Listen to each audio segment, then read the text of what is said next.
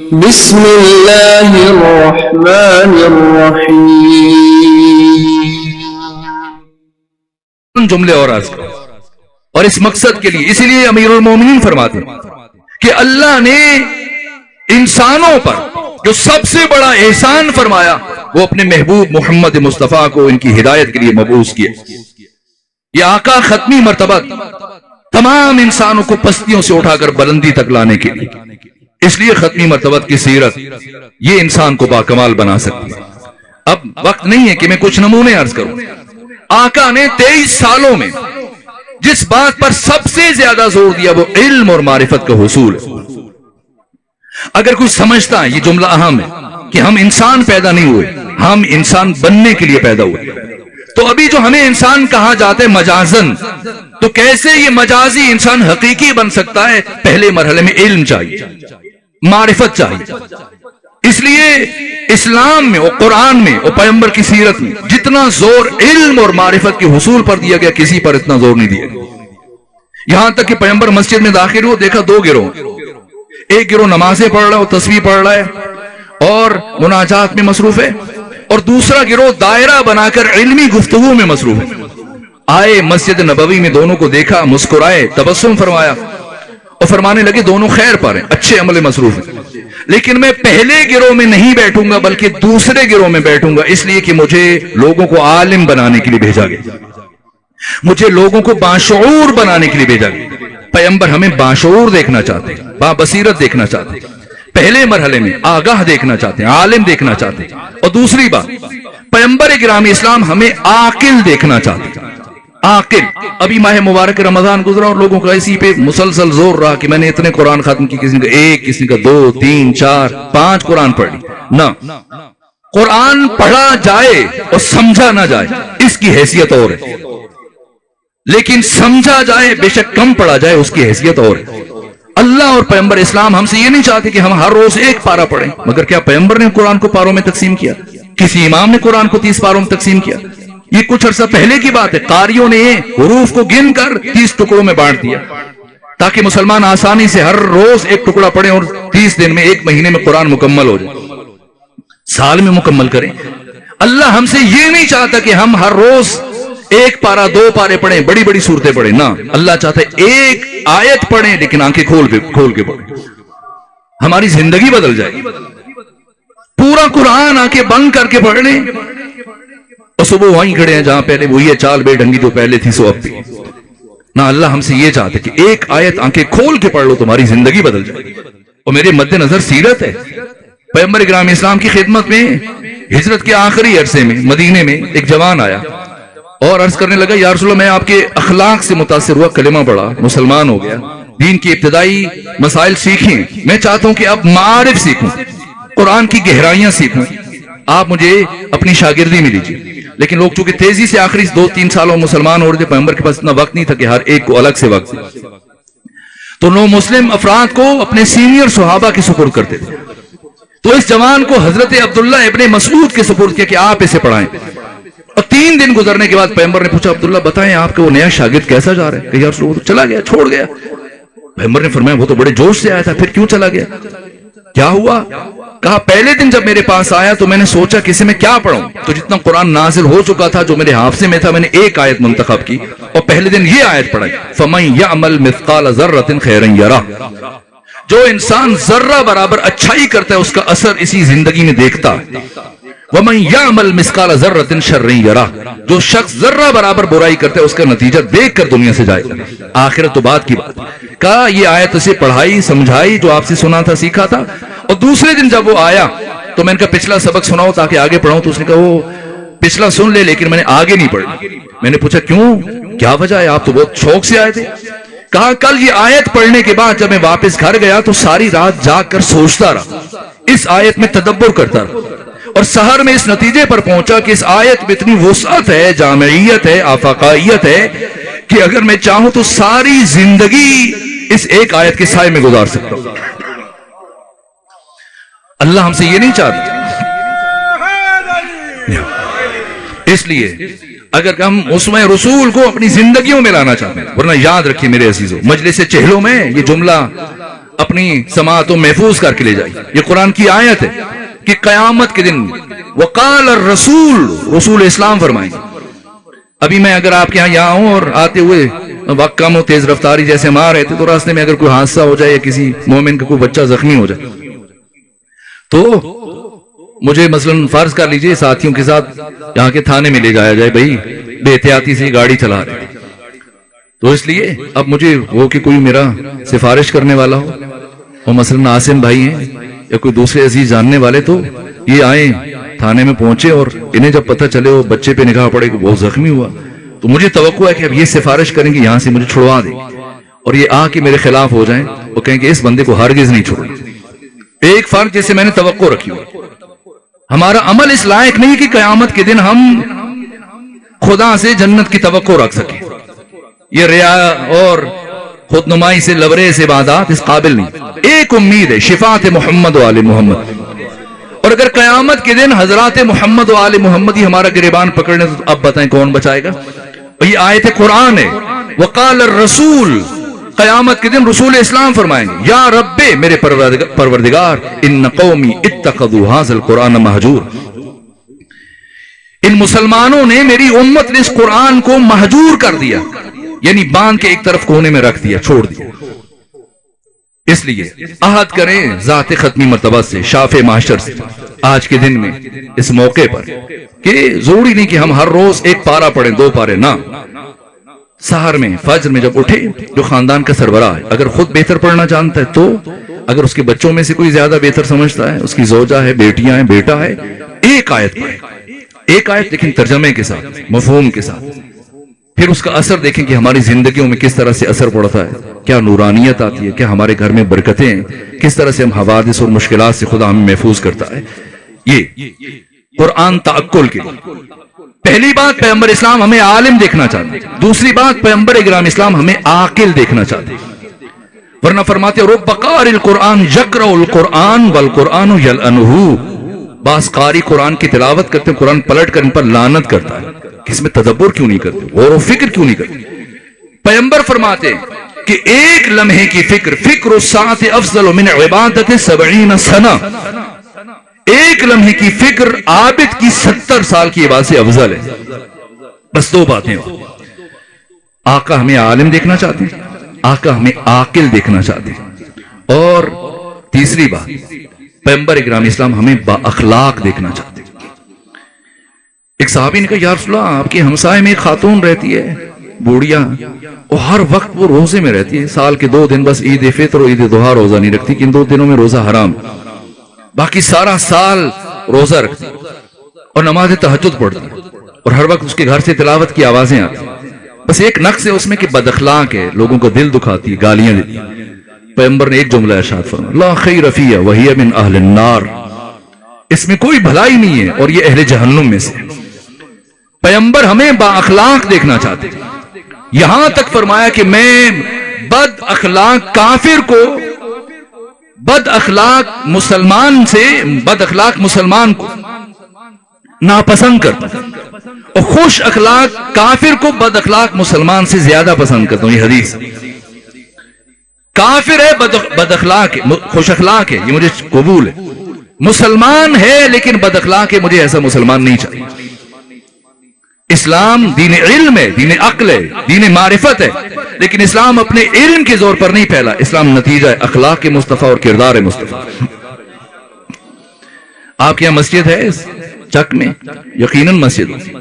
آپ کی مسجد میں آپ کے سامنے اگر کوئی بچہ جوان تھوک دے تو آپ کا ریئیکشن کیا ہوگا؟ اگر ہاتھ نہ اٹھائے تو اسے بازو پکڑ کے باہر نکال دیں گے. سیرت النبی میں دیکھیے سب نے لکھا، ابن اسحاق نے، ابن حشام نے، باقی سیرت نگاروں نے. پیغمبر اسلام مسجد نبوی میں تشریف فرما ہے اور صحابہ بیٹھے بڑی تعداد، اور ایک عرب بدو آیا، آپ کے سامنے خود کو بے لباس کیا، نیم و ریاں کیا، اور کھڑے کھڑے سینے مسجد میں پیشاب کر دی. صحابہ کی آنکھیں غصے سرخ ہو گئی، آوازیں بلند ہوئی، اجازت دیں اس کا سر تن سے جدا کر دیں. فرمایا تم رہنے دو، میں خود اس کے عمل کا جواب دوں گا. پھر خود اٹھے اور ابو ذر سے کہا جاؤ پانی کا کوزہ لے کے آؤ. ابو ذر گئے، پانی کا کوزہ لے کے آئے. پیغمبر نے خود اپنے ہاتھوں سے جگہ کو پاک کرنا شروع کیا، اور وہ عرب بدو حیران، پریشان، سرگردان، ٹک ٹکی باندھے دیکھتا رہا. ایسے ہو سکتا ہے؟ پھر آگے بڑھا، آنکھیں چھلک گئی، پیغمبر کے قدموں پہ گرا اور دست ادب جوڑ دیے، کہا آقا آج واقعاً مجھے یقین ہو گیا کہ آپ اللہ کے نبی، اس لیے کہ سوائے اللہ کے بھیجے ہوئے کہ کسی کا اخلاق اتنا بلند نہیں ہو سکتا۔ پیغمبر ہمیں با اخلاق دیکھنا چاہتے ہیں، پیغمبر ہمیں خوددار دیکھنا چاہتے ہیں، پیغمبر ہمیں باوقار دیکھنا چاہتے ہیں۔ آخری جملہ، پیغمبر ہمیں حساس دیکھنا چاہتے ہیں، اپنے بارے میں ہر ایک حساس ہے، نہ دوسروں سے متعلق، رشتوں میں، تعلقات میں، باقی لوگوں کی نسبت، اس حد تک کہ پیغمبر گرامی اسلام نماز جمعہ پڑھا رہے، اور جیسے ہی سورہ فاتحہ ختم کی اور سورہ جمعہ شروع کی تو آپ نے 2-3 آیتیں پڑھی، سورہ جمعہ کو چھوڑ دیا، قنوت کو چھوڑا، مستحبات کو چھوڑا، دوسری رکعت میں سورہ منافقون کو چھوڑا، جلدی جلدی نماز پڑھی، اور جیسی نماز ختم کی تو عبداللہ ابن مسعود پہلی صف میں بیٹھے تھے، آگے بڑھے، عرض کیا یا رسول اللہ طبیعت ناساز ہے؟ کہ نہیں ٹھیک ہوں۔ کہ کیا بات ہے، نہ سفر ہے، نہ آندھی ہے، نہ زلزلہ ہے، نہ طوفان ہے، نہ جنگ ہے، نہ سفر ہے، نہ طبیعت ناساز ہے، آپ نے نماز کو مختصر کر دیا۔ فرمایا عبداللہ سن نہیں رہے تھے ایک بچے کے رونے کی آواز؟ اب تو خواتین نماز جمعہ میں نہیں جاتی کیونکہ مسلمان بہت غیرت مند ہو چکا ہے، وہ صرف بازاروں میں بیچ سکتا ہے، مسجد میں نہیں لے جا سکتا، لیکن عہد رسول میں صدر اسلام میں جہاں مرد جاتے تھے، پردہ حائل کیا جاتا تو خواتین بھی شرکت کرتی تھی، اور دوران نماز جمعہ کسی خاتون کے ہمراہ جو بچہ تھا وہ رو پڑا، اور پیغمبر کے کانوں میں اس بچے کے رونے کی آواز پڑی تو آپ نے نماز جمعہ مختصر کر دی، اور جب عبداللہ ابن مسعود نے پوچھا تو فرمایا سن نہیں رہے تھے ایک بچے کے رونے کی آواز؟ جب تک یہ بچہ روتا رہتا اس کی ماں کا دل بے قرار رہتا، اور اسلام ایک ماں کے دل کو قرار دینے کے لیے آیا ہے، اس کی روح کو بے چین کرنے کے لیے نہیں آیا۔ حساس، انسانوں سے متعلق، یہاں جانوروں سے متعلق۔ پیغمبر فرماتے اگر کوئی شخص، یہاں پر میں نے دیکھا دائیں بائیں بہت سارے جانور بھی یہاں کسان ہیں، ان کی پرورش کرتے، تو یہ جملہ عرض کروں، پیغمبر فرماتے اگر کوئی شخص سفر حج میں اپنی سواری کو مارے نہیں، تھکا دے حج پر جاتے ہو، تو اللہ کی بارگاہ میں نہ اس کا حج قبول ہوگا، نہ ایسے شخص کی عدالت میں گواہی کو قبول کیا جائے گا، اس کی عدالت ختم ہے، یہ ظالمین میں شمار ہوگا۔ اس حد تک کہ نباتات، یا آپ نے ابھی گندم کاشت کی ہوئی ہے آخری مراحل میں، یہ پیغمبر اسلام کی سیرت ہے۔ ایک صحابی کے ساتھ کھیتوں کے بیچ میں چل رہے تھے پگڈنڈی پر، تو چلتے ہوئے وہ جو جوان صحابی تھا اس نے ایسے ہی ہاتھ مارا کسی پودے کو اور اس کا پتا توڑ دیا، توڑا اور توڑ کے بے خیالی میں جیسے ہم ایسے مسل دیتے اس نے مسل دیا، وہ پھینک کے آگے بڑھا، وہ پیغمبر کے بڑھتے قدم رک گئے، فرمایا میرے صحابی تم نے کیا کیا؟ کہ کچھ نہیں یا رسول اللہ، میں نے تو کچھ نہیں کیا، آپ کے ساتھ چل رہا ہوں۔ کہ کچھ تو کیا ہے، سوچا تو کہا یا رسول اللہ میں نے بس ایک پتا توڑا ہے اور تو کوئی ایسا کام نہیں کیا۔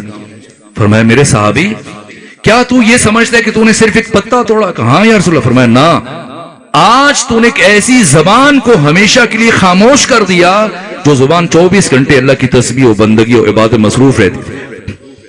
پیغمبر ہمیں حساس دیکھنا چاہتے ہیں۔ آخری بات عرض کر رہا ہوں، تو پھر یہ اسلام جو امن کا دین ہے، سلامتی کا دین ہے، محبت کا دین ہے، ایثار کا دین ہے، تو پھر یہ شدت پسندی کہاں سے آ گئی؟ یہ قتل و غارت گری کہاں؟ آج پڑا چنار میں حالات دیکھ لیجیے، آج باقی جگہوں پر بنام دین لوگوں پر گولیاں چلائی جا رہی ہیں، قتل کیا جا رہا ہے، شہید کیا جا رہا ہے۔ یہ شدت پسندی کہاں سے آئی؟ یہ دین مصطفیٰ تو نہیں، کہاں سے آئی؟ بس ایک روایت عرض کر رہا ہوں، اسی پہ بات ختم ہو جائے۔ پیغمبر صحابہ کرام کے درمیان تشریف فرمائے اور ایسے میں ایک عرب بدو آیا اور آ کر گالیاں دینا شروع ہو گیا، توہین کرتا رہا، برابر پیغمبر اسلام کو گالیاں دیتا رہا، اور صحابہ نے کہا اجازت دیں ہم اس کا سر کاٹ دیں۔ فرمایا نہیں، خاموش رہو اور میں خود اس کا جواب دوں۔ اور کافی دیر گالیاں دینے کے بعد جب دیکھا پیغمبر کچھ جواب نہیں دے رہے تو حیرت سے دیکھتا رہا کہ میری کسی بات کا جواب نہیں دیا، میں نے اتنی توہین کی گالیاں دی۔ پھر کچھ دیر کھڑا دیکھتا رہا، پھر سر جھکا چل پڑا مسجد سے، اور جیسے ہی مسجد کے دروازے پر پہنچا گلی میں داخل ہوا تو فوراً لبھائے ختمی مرتبت میں جنبش پیدا ہوئی۔ فرمایا اقطعوا لسانہ، اس کی زبان کاٹ دو۔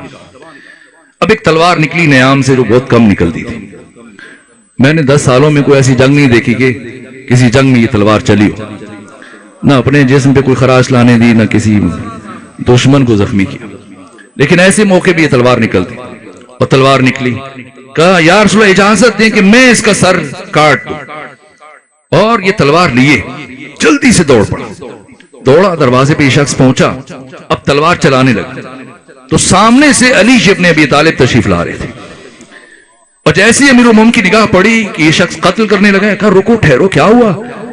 تو پیغمبر نے فرمایا اقطعوا لسانہ، اس کی زبان کاٹ دو، تو میں اسے قتل کروں گا، گردن ماروں گا تاکہ اس کی زبان کاٹ دوں، وہ پیغمبر کے حکم پر عمل ہو جائے۔ فرمایا پیغمبر نے ایسے کیوں فرمایا؟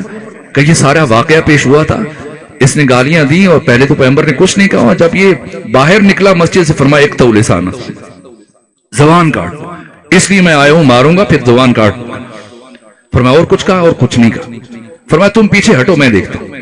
وہ شخص بادل ناخواستہ پیچھے ہٹا اور علی آگے بڑھے اور اس شخص کے چہرے کی طرف دیکھا، سمجھے اسلام کا مزاج کیا، اور دیکھا فقر اور افلاس اور غربت کی داستان اس کے چہرے پر درج ہے، آنکھیں دسی ہوئی ہیں، چہرے کا رنگ زرد ہے، ہونٹ خشک ہیں۔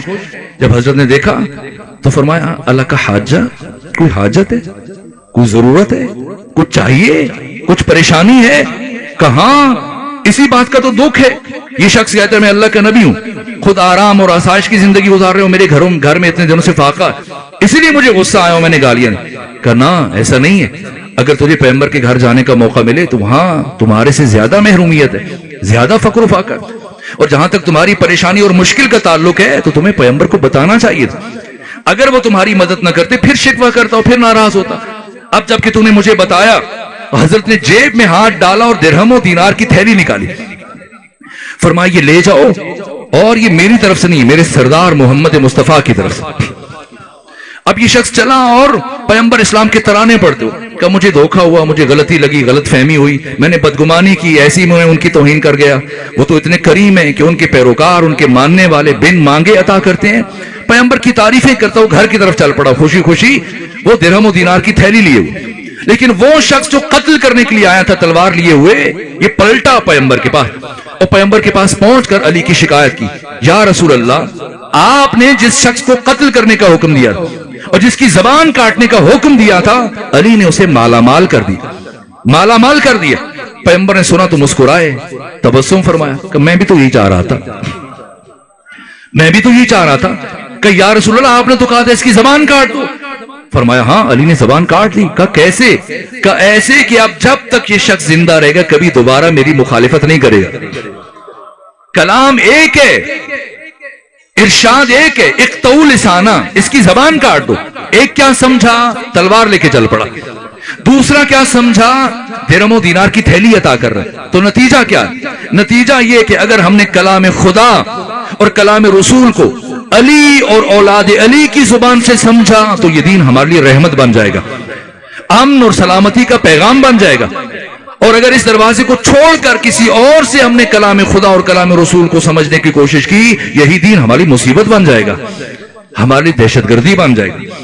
اسی لیے ٹھیک پیغمبر گرامی اسلام کے 50 سال گزرنے کے بعد، چونکہ دین کو اس کے محور سے ہٹا دیا گیا تھا، غدیر سے لوگوں کو سقیفے کی طرف منتقل کر دیا گیا تھا، جس کا نتیجہ یہ ہوا کہ صرف 50 سال گزرنے کے بعد اسی محمد مصطفیٰ کی بیٹیاں یزید اور ابن زیاد جیسے اوباش افراد کے درباروں میں رسن بستہ کھڑی، وہ بات کہ جو ہر باضمیر انسان کو قیامت تک خون کے آنسو رلاتی رہے گی۔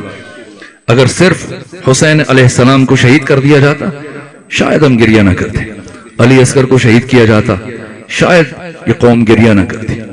گریہ ان سروں پہ ہے جن سروں سے چادروں کو چھینا گیا، وہ ایسا درد کہ خود آقا امام زمانہ پردہ غیبت میں گریہ فرما رہے۔ یہاں تک کہ جب علامہ حلی وہ فرماتے ہیں کہ جب میں نے زیارت ناہیہ میں امام کے جملے پڑھے کہ میں صبح اور شام خون کے آنسو بہاتا ہوں، تو علامہ کہتے ہیں میں نے عمل کیا، اور جب مجھے خواب میں آقا کی زیارت نصیب ہوئی میں نے پوچھا یہ آپ کے جملے ہیں کہ میں صبح اور شام خون کے آنسو بہاتا ہوں؟ فرمایا ہاں حلی یہ میرے جملے، کہ خون کے آنسو کیوں بہاتے؟ اس لیے کہ آپ کے دادا حسین شہید ہوئے، علی اصغر اور قاسم و عباس و علی اکبر شہید ہوئے۔ فرمایا حلی آج اگر وہ سب ہوتے تو سب کے سب خون کے آنسو بہا رہے ہوتے۔ علامہ کہتے ہیں میں نے سر قدموں پہ رکھا، پوچھا پھر آپ بتائیں خون کے آنسو کیوں روتے؟ فرمایا حلی ہم آل محمد نے اس دن سے خون کے آنسو بہانا شروع کیے جس دن سے دادی زینب ننگے سر یزید جیسے شرابی کے دربار۔ کتنا مشکل ہے، کیونکہ وقت زیادہ گزر گیا، بس ایک جملہ عرض کتنا مشکل ہے ثانی زہرا کا یزید جیسے شرابی کے دربار میں جانا۔ جب سیدہ زہرا کی شہادت ہوئی اور غسل و کفن کے بعد مولے متقیان بی بی کو تدفین کے لیے لے کے جا رہے تھے تو آخری مراحل میں بچوں سے فرمایا، پہلے امام حسن سے کہا آ کر اپنی ماں کی زیارت کر لے، پھر امام حسین سے کہا، پھر اپنی بڑی بیٹی زینب کبریٰ کی طرف پیغام بھجوایا، اور اپنی کنیز جناب فضہ سے کہا کہ میری بیٹی زینب سے کہیں کہ آ کر آخری مرتبہ اپنی ماں فاطمہ زہرا سے وداع کر لے، ہم فاطمہ زہرا نبی زادی کو دفنانے کے لیے لے کے جا رہے ہیں۔ سنیں گے جب جناب فضہ نے پیغام پہنچایا جس حجرے میں بی بی کا قیام تھا، ایک مرتبہ جواب دیا، اے اماں فضہ، میں جب اپنی ماں کی میت پر جاؤں گی تو مبادہ گریہ کرتے ہوئے مجھے اپنی رضا کا ہوش نہ رہے، اس لیے میں چاہتی ہوں کہ پہلے آپ میرے بابا سے کہیں کہ وہ اس حجرے سے باہر تشریف لے کے جائیں۔ رونا اس بات پہ کہ جو بی بی 5 برس کی عمر میں اپنے بابا کے سامنے جاتے وہ شرم محسوس کر رہی ہے، اللہ جانے ننگے سر یزید جیسے شرابی کے دربار میں کیسے جائے گی۔ الا لعنت اللہ علی القوم الظالمین وسيعلم الذین ظلموا أي منقلب ينقلبون۔